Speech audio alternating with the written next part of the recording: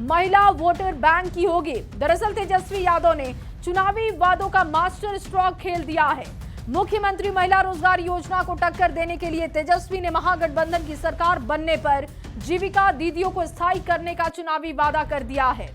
साथ ही हर महीने 30,000 रुपए मानदेय देने का भी वादा किया। आपको रिपोर्ट दिखाते हैं और फिर विस्तार से चुनावी चाल आपको समझाएंगे। बिहार चुनाव की गेम चेंजर महिला वोटर। विधानसभा चुनाव में सत्ताधारी गठबंधन हो या विपक्ष, हर कोई महिलाओं के इस खास वोट बैंक को साधने की जुगत में है। तभी तो पिछले दिनों पीएम मोदी और सीएम नीतीश ने लगभग 1.25 करोड़ महिलाओं के बैंक खाते में 10-10 हजार रुपये भेजे। चुनावी साल में सत्तारूढ़ एनडीए ने सबसे बड़ा मास्टर स्ट्रोक खेला और इसकी काट खोजने में विपक्ष को लगभग 1 महीने लग गए। बुधवार को जब तेजस्वी यादव मीडिया के सामने आए तो उन्होंने मुख्यमंत्री महिला रोजगार योजना को टक्कर देने के लिए जीविका दीदियों को स्थायी नौकरी देने का चुनावी ऐलान कर दिया।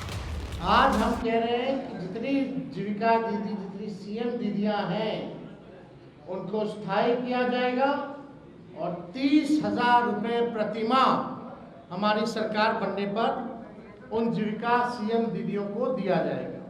जीविका समूह की दीदियों द्वारा लिए गए लोन के सूद को माफ करा जाएगा। चुनावी मौसम में तेजस्वी ने जीविका दीदियों के लिए बड़ा ऐलान कर सियासी महफिल लूटने की कोशिश की तो सीएम नीतीश ने कहा, जीविका शब्द केवल और केवल उनकी सरकार की देन है। कुल संख्या जीविका दीदियों की ये जो स्वयं सहायता समूह में 1,40,00,000 हो गया। अब जानते हैं जो हम काम कर रहे थे अच्छा हो रहा था, स्वयं सहायता समूह तो देश भर में था, आज दूसरा लोग जो है वो सब आज तक कोई काम किया है? तो हम लोगों ने तो सब जगह काम किया, तो केंद्र वाले को भी लगा कि बड़ा अच्छा काम किया तो उसमें भी अपना उसका नाम दिया। तो एक एक तरह से हम लोगों ने पूरे तरह से जो किया है। महिलाओं को अपने पाले में लाने के लिए योजनाओं के ऐलान और चुनावी वादों की होड़ मच गई है।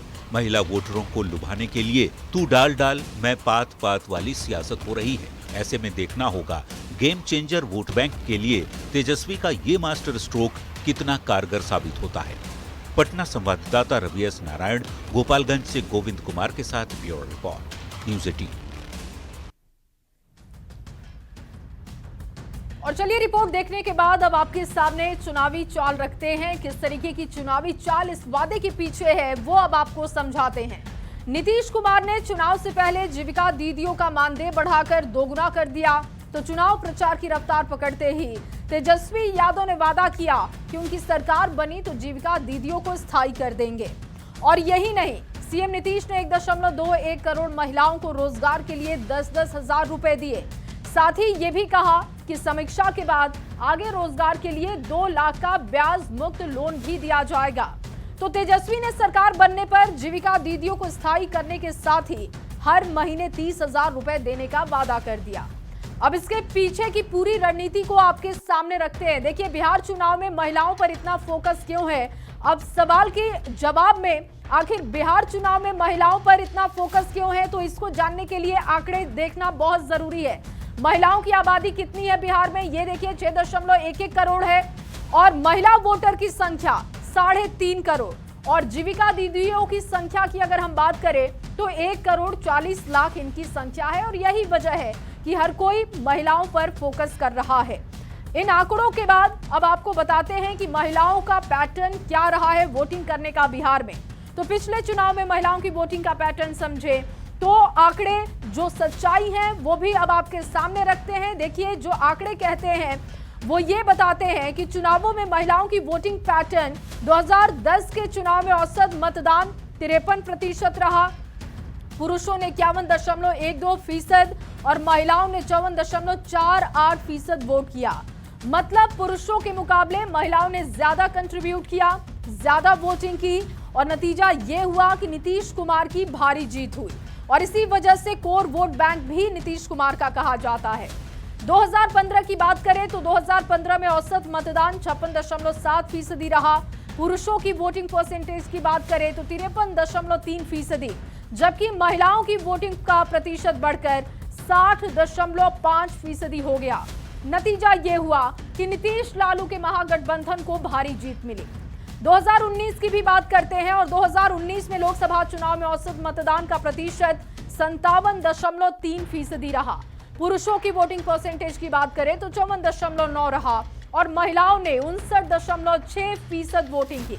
चुनाव परिणाम ये हुआ कि मोदी नीतीश की भारी जीत हुई। एनडीए गठबंधन 40 में से 30 सीटों पर जीत गया। 2020 में भी कुछ ऐसा ही देखने को मिला और देखिए औसत जो मतदान रहा वो 57% रहा। पुरुषों के वोटिंग परसेंटेज की बात करें 54.7%, जबकि महिलाओं ने 59.7% वोट किए। नतीजा ये रहा कि फिर से बिहार में नीतीश कुमार के नेतृत्व में एनडीए की सरकार बन गई। यानी जब जब महिलाओं की वोटिंग बढ़ी तब तब नीतीश को फायदा हुआ। अगर इसे बिहार चुनाव के लिहाज से देखें तो महिलाओं का कंट्रीब्यूशन सरकार बनाने में बहुत ज्यादा रहा है। महिलाएं गेम चेंजर साबित हुई हैं। महिलाएं साइलेंट वोटर मानी जाती हैं बिहार के लिए। कई राज्यों में महिलाएं चुनाव में गेम चेंजर साबित हुई हैं और बिहार में भी ये तस्वीर देखने को मिली। इसके अलावा देखिए मध्य प्रदेश और महाराष्ट्र में महिला वोट का पावर दिखा है। झारखंड की बात करें तो झारखंड में मैया सम्मान योजना ने हेमंत सरकार की वापसी करा दी।